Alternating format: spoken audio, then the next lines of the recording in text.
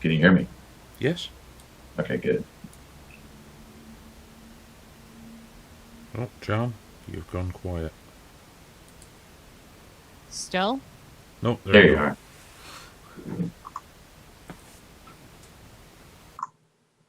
Maybe not.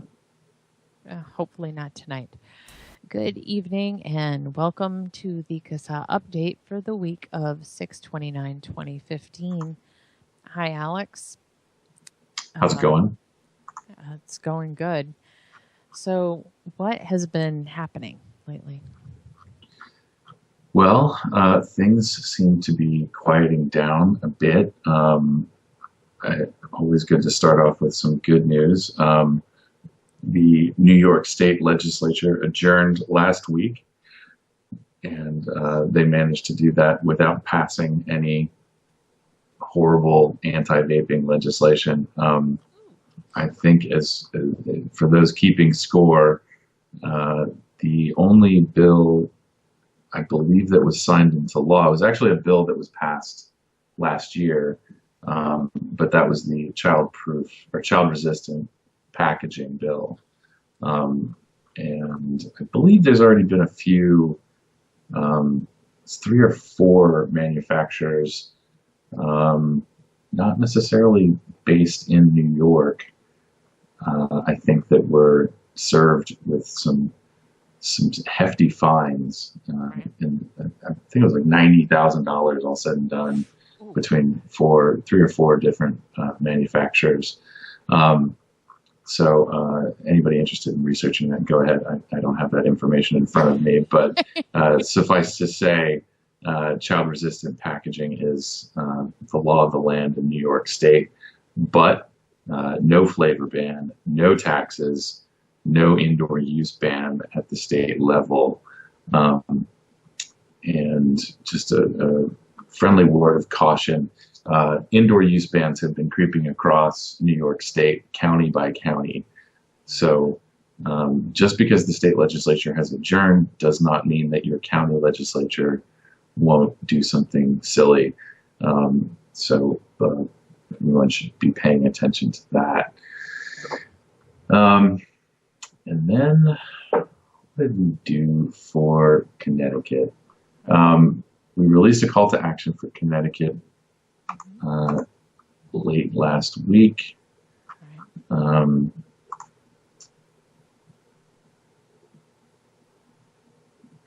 trying to remember everything.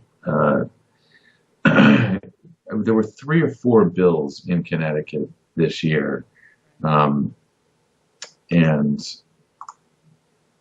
I'm not exactly sure the mechanics of all of this. So we had 3 bills in Connecticut, and right now the concern is that a tax bill or tax language will be inserted into something and moved along. So we don't have a bill number. I don't even have language. We just have a credible tip, that taxes are back in play in Connecticut. So everybody in Connecticut, please take a moment and check out our call to action for that. We're asking people to reach out to the House and Senate leadership, and we've posted email addresses that are available and provided their phone numbers. You can also send them a pre-written email through our system. And of course, the phone calls are very helpful. They love talking to live human voters in their districts. And some of these phone numbers, you may get their legislative aide or their some sort of staffer. That's fine. Those people are paid to take down your messages and relay them to their respective lawmakers. So let's see, that's that. New York, Connecticut. I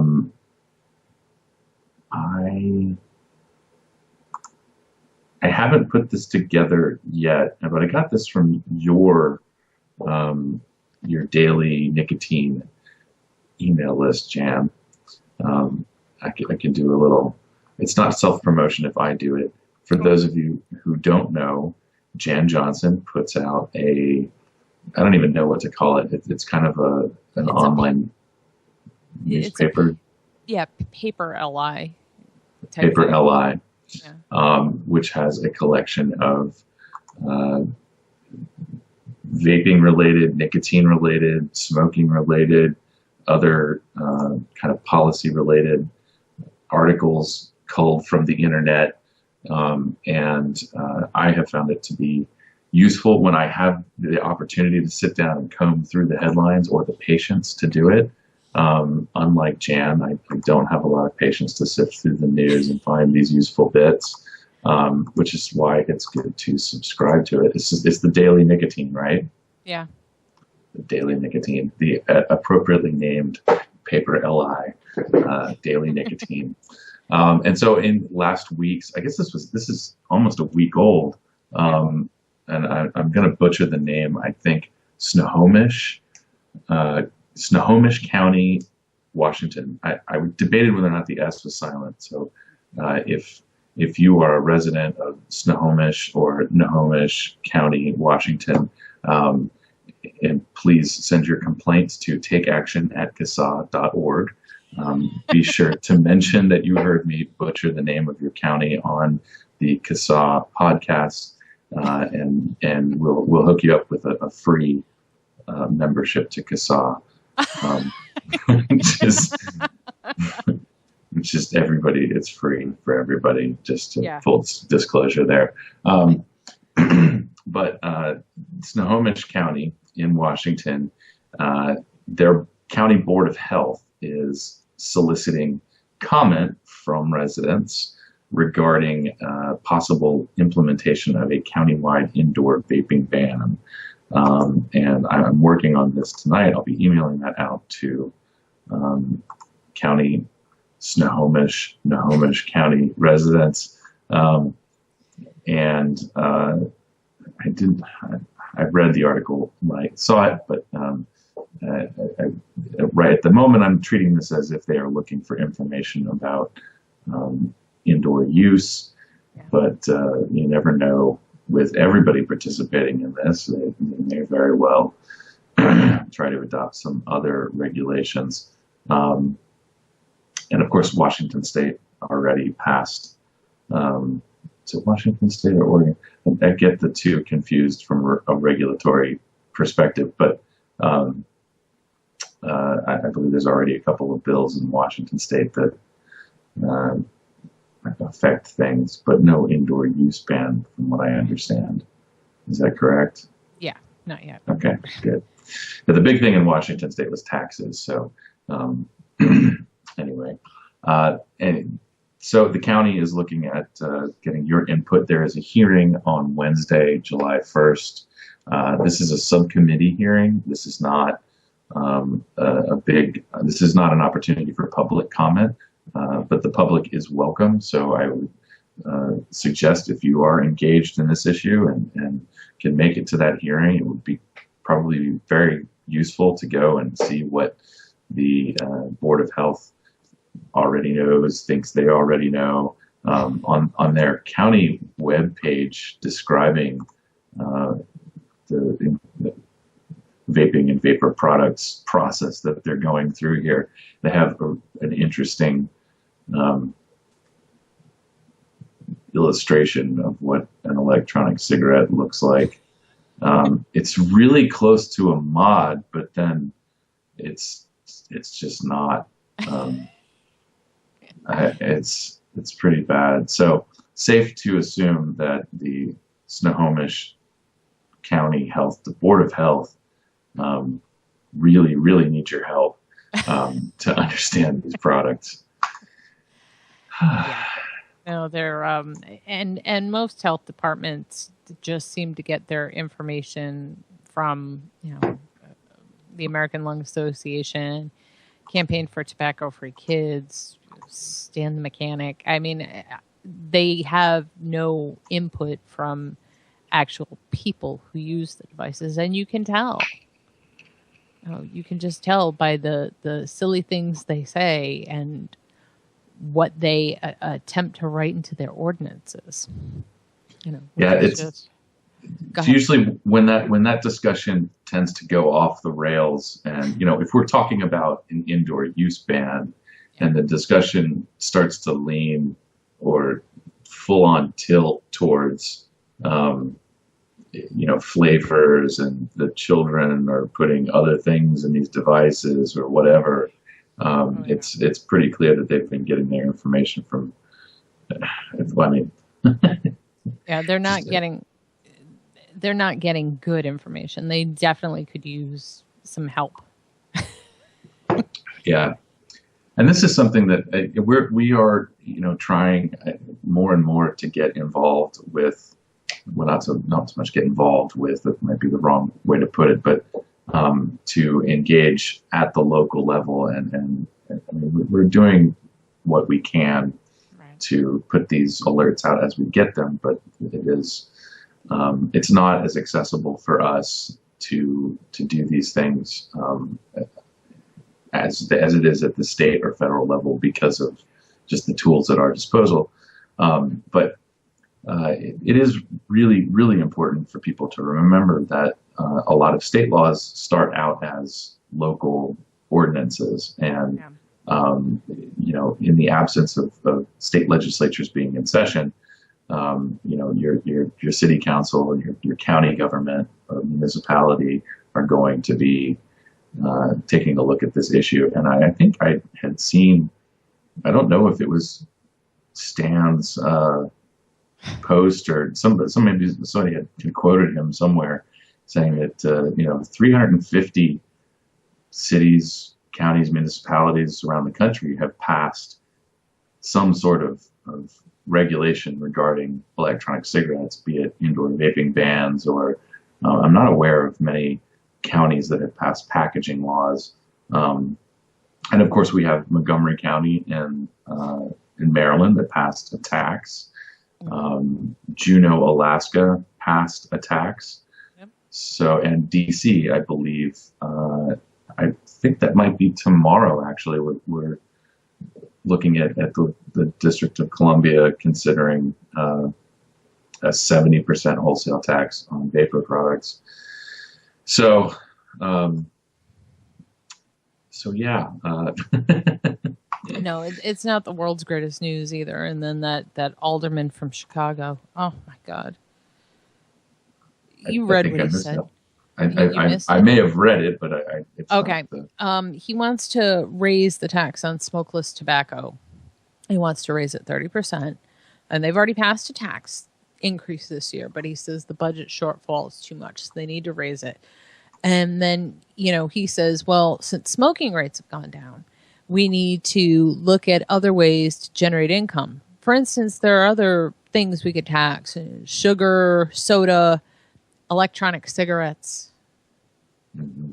I'm like, these people, they just don't stop. Yeah, that's one of those instances where the almost the hypocrisy is sort of glaring, and I don't even.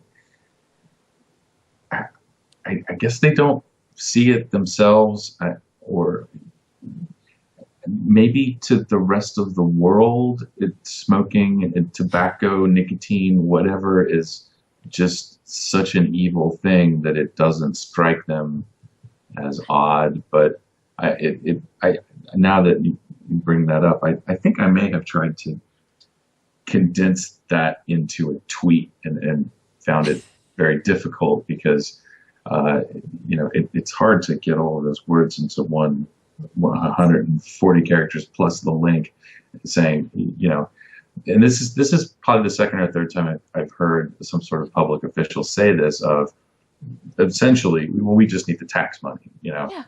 I mean, it's not about public health. It's that, right. and it's always preceded somewhere with that observation that smoking rates are declining. Yeah. I mean, wasn't that the whole point of all of this?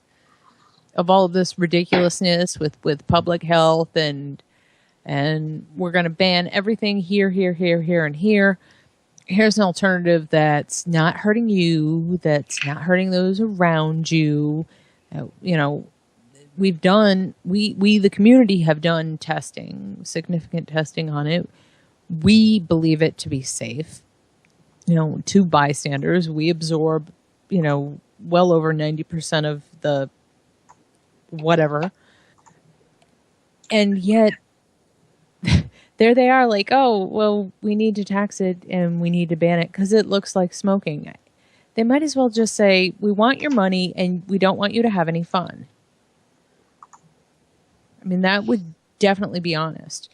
And did you see what, and you maybe didn't, did you see what the man who's in charge of the Cancer Council in Hawaii, did you see what he said yesterday? You know how they raised this? I missed that. Okay. They raised the smoking age to 21. Okay. Now they banned smoking in all kinds of places. He stands up and says, okay, well, because of the way Hawaii has structured its payments into like the cancer research hospitals and stuff, they're like, we're not going to get as much money since you've banned smoking. Really? You don't find that statement a little hypocritical at all, do you? Yeah. And it doesn't bother them to say this stuff. It's ridiculous. And then he also talked about, well, you know, maybe we could tax fatty foods or, you know, obesity. Where did these people come from? Can we tax idiots? I think we should. I think we could make a hell of a lot more money taxing morons. The part of me feels a little icky saying that, but maybe that's because I you know, as I'm and following this discussion on our issue, it's you know the ways in which things, especially you know vice and luxuries and stuff like that, the way that those things are taxed is it's predatory and it doesn't really feel very good. So yeah, maybe if we could just make stupidity hurt a little bit, it doesn't have to. There isn't any kind of government sanctioned financial consequences to that, but yeah, people should just not be allowed to fail upwards. Well, I mean, I understand, but these people are making these statements, and I don't understand how nobody's calling them on it. It's like Stan and his, you don't need e-cigarettes. Smoking rates have fallen. What? Yeah, that's an interesting. I had started reading Dr. Siegel's analysis of that. I had read Carl's post on that. Yeah. I haven't gotten around to Dick Puddlecoat's blog posts yet. I've read Stan's circular reasoning. I've never seen a person actually prove themselves completely wrong with their own research and then publish it and act like, see what a good job I did? It's the most circular reasoning I've ever seen in my life. And it fails when you look at it. We know why smoking rates have dropped 30%. It is taxation. That is part of it. But the fact is there is something else out there. And people like it. It's not punishment. And people have been gravitating towards other smoke-free alternatives for, more than a decade prior to electronic cigarettes coming onto the scene. Yeah. So yeah, this isn't this isn't necessarily new. Yeah. Well, he thinks he deserves all the credit for it. I'm like, no. Actually, I think Stan and his ilk, they deserve some credit for people dropping e-cigarettes when he made all those statements about how dangerous it was and going back to smoking. And that, to me, is ridiculous. I think, and I know we can't, but if we lived in a perfect world, we should be able to sue them for that. Well, it's, and I know that other smarter people have kicked around the idea, other than me, and the states took the tobacco companies to court for misleading consumers about the dangers of their product. I don't. I find it harder and harder as this conversation goes on, to separate what the tobacco companies were punished for from what some of our self-appointed public health advocates are saying to the public. Yeah. They may not be selling a consumer good in the traditional sense, but they are imposing these misinformation campaigns on people. And to some extent, there will be avenues that we can take advantage of to hold government agencies accountable. I don't want to get too much into it because it's out of my wheelhouse at the moment, but there are things in the pipeline for people to be paying attention to, coming from us.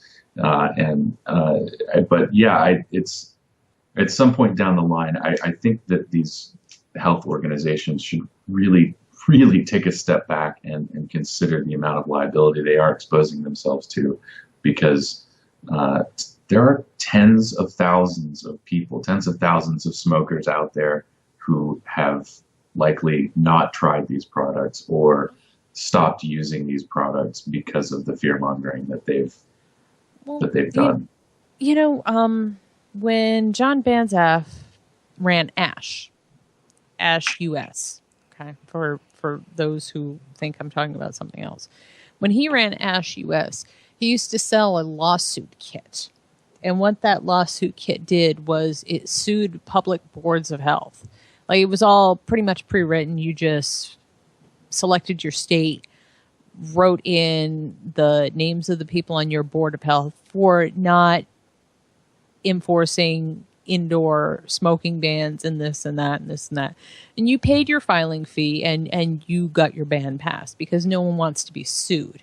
It's just kind of a shame we don't have a clever lawyer thinking about doing something like that, where people could, say, buy a kit for $20 and sue these health organizations en masse. It's just an idea. I'm not saying anybody should do it. I'm just saying it's just an interesting idea. I totally took that as somebody should do that. Well, somebody should, but not me. Yeah, but I don't have the legal prowess, obviously, to do that. But I think it would be interesting. Let me put it that way. I think it would be interesting for them. I think it's kind of like flooding them with FOIA requests. If you do stuff like that, it takes people away from spreading misinformation. Just thinking of it that way, it's interesting. It takes part of their money that, away from that. And I don't know. It just seems like, I don't know. They used all these tactics on us when we smoked. And they worked. I kind of wonder why. Never mind. I'm done. Well, it's a bit different. It's, we're not fighting for prohibition. We're not fighting to make law. We're to some extent fighting to, and this is going to bring me to a different point, but we're fighting to make sure that laws don't happen. But I think as these indoor use bans and other stuff gets implemented, it actually provides a bit of an opportunity to go back and change those laws. And I don't exactly know all the details of how that happens, but it is possible. And especially with all of these municipalities that have gone and defined smoking to include the use of a smoke-free vapor product. Right. And the one example I have is Asheville, North Carolina, which I was just there last week. This was my vacation. And I thoroughly enjoy Asheville, North Carolina. It is it is the freakiest town in the country, or at least it was at one point. Someone actually named them the freakiest town in the country. It's great. There's live music on just about every block. There's tons of art and lots of wonderful food, and people are very nice. But they, I guess, a few months ago, amended their smoking ordinance, and it was simply smoking equals vaping. But the thing about the Asheville smoking law, at least how I remember it, and I double checked this week or last week. The law is written in a way that if you choose to prohibit smoking in your establishment, you just put up a sign and smoking is prohibited, and the city backs you up. For the most part, pretty much everywhere. I didn't walk into a single establishment that allowed smoking, but it's all of the businesses and restaurants have made the choice to be smoke-free. The problem with including vaping in that is that some of the more enlightened business owners might want to allow vaping, but they can't unless they also allow smoking. So what is happened, I feel like we may have talked about this before, but Asheville residents now have an opportunity to go back to their city council and say, you need to separate vaping from smoking. If restaurants and other establishments want to prohibit smoking, that's fine, but they may want to allow people to vape. If they want to prohibit vaping, then they can do that too. It's just, we need a separate definition. So, and I believe the change that happened this year was it applied to city-owned parks and some other outdoor spaces. So, yeah, it's at some point, I think that the tactics that you were just talking about may very well come in handy when we're talking about changing laws. Yeah, I mean, I don't know. They did it. It worked for them. I'm not saying it would work for us, but I'm saying when they're saying these things that are possibly endangering people's health, isn't that a crime? Especially if it's untrue. Yeah, there's certainly a moral issue with it. I don't know if when it comes to crime, I guess it depends on what the law says. Somewhere deep in the code, I'm sure that there's something written about that, and somebody should probably dig that out. But yeah. Yeah, I know. I'm just tilting at windmills here. I do that sometimes. But yeah. So, anything else in the pipeline, Alex, or? Not yet. The 4th of July is coming up, so I think a lot of people's minds are kind of on the holiday. It is summertime, so I assume that making law is generally unpleasant during the time of the year when most people are supposed to be in vacation mode. So it's likely to be, I'd say that knock on wood, it's likely to be a quiet few weeks here. We do still have for 2058. Yes, we do. I wanted to. I'm not in my normal account. There are still several state legislatures in session, about a half a dozen or more. I have to sign out of my CASAA Gmail and sign back in to my Gmail to get this. I'm going to read off this short list because I was thinking about it before, and this is the first time this year that I can read this list and not spend the entire podcast talking about it. So, the following states are wrapping up their legislative sessions tomorrow: Rhode Island, New Hampshire, Delaware, and the aforementioned North Carolina. Nice. The remaining states that we will be looking at closely for the rest of the year, Oregon ends July 11th. Okay. California goes until September 11th. Of course they do. Massachusetts goes until the middle of November. And then right up until New Year's Eve, we have Ohio, Pennsylvania, Wisconsin, and Michigan. And New Jersey's legislative session goes until the 2nd of January, 2016. Yeah. Well,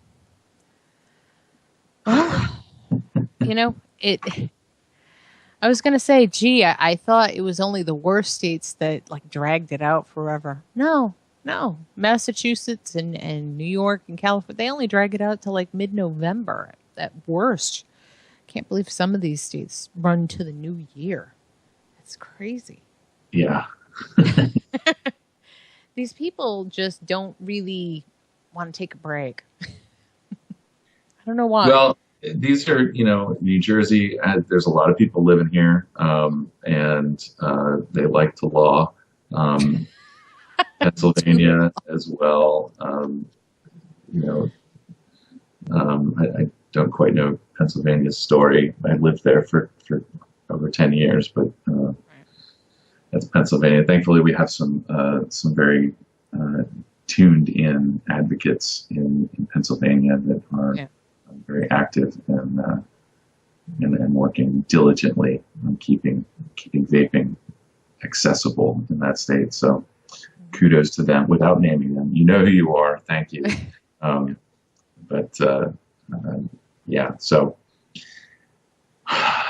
Plenty of fun times ahead. This handful of states is likely to keep us somewhat busy for the rest of the year, but nothing like we saw the first 4 months. That was, the first 4 months were kind of like a nightmare. So this is kind of nice. Should give us a chance to focus on some federal stuff. Yeah, and so just to, wrap things up, speaking of federal stuff, I guess I haven't heard much about it, but we are still following an appropriations bill? It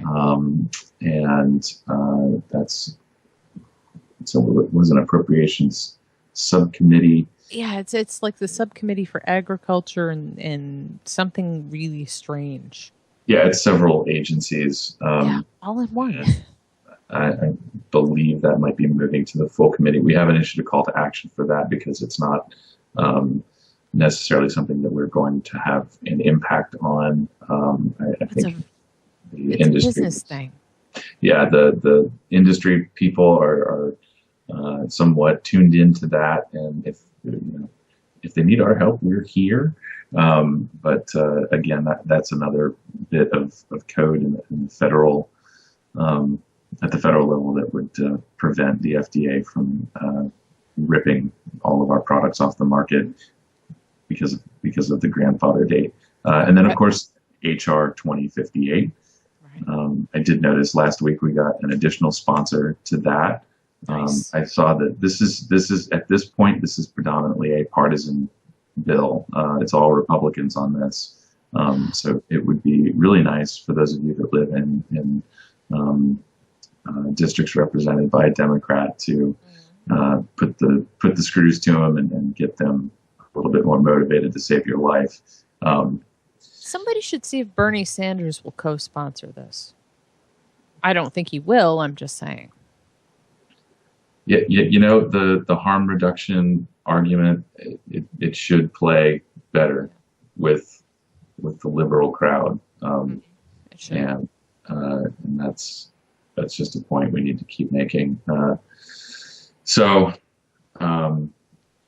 are the two, and I believe, is it July 2nd is the deadline for our FDA workshop calls to action? I thought it was the 2nd or the 3rd. Well, there's still a few more days. Let's put it that way. If I have to sift through this, let's see what we got here. Yes, July 2nd is the deadline for submitting comment on the Last workshop. FDA e-cigarette workshops. Yeah. It's for all three. So we have, if you're just tuning into this now, we have 3 calls to action. There are 3 workshops. You can submit your comments on any one of these 3, and the deadline is July 2nd. Excellent. And that's that. Okay. Thank you so much for everything you do for us, Alex. We really appreciate it. If you've not already joined CASAA, please head over to CASAA.org and sign up. We want to help you fight off ridiculous laws that preclude your ability to use tobacco harm reduction as you see fit without being unfairly taxed. We are CASAA Media on Twitter, Instagram, Google Plus, and head on over to the official Facebook page, the CASAA.org Facebook page, or the We Are CASAA Facebook group. We'd love to talk to you. Thank you for listening. Have a great night. Thank you, Alex. Thanks.